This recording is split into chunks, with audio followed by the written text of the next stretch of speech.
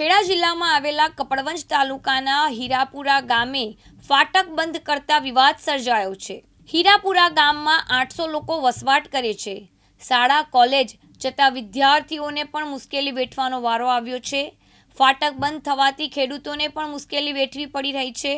ફાટક બંધ થવાથી રાત્રિના સમયે દવાખાને જવું હોય તો 8 કિલોમીટર સુધી ફરીને જવું પડે છે। રાત્રિના સમયે 108 કે ડૉક્ટરને બોલાવવા હોય તો પણ મુશ્કેલી વેઠવાનો વારો આવ્યો છે। શાળામાં ભણતા વિદ્યાર્થીઓના ભવિષ્યમાં પણ બગડશે।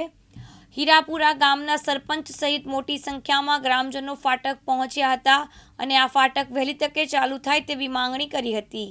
આપના ગામની સમસ્યા શું છે? અમારા ગામની સમસ્યા એ છે સર કે અમારા અહીંયાથી રેલવે ક્રોસની બાજુમાં જ અમારા જમીન આવેલી છે। અમારા પશુપાલન સાથે ધંધો છે અને બીજા નંબરમાં કે અમારે ખેતી કરવી ગાડું લઈ ભાટેરા ફરીને આવવો પડે એ પણ સમસ્યાઓ છે 8 કિલોમીટરની અંદર।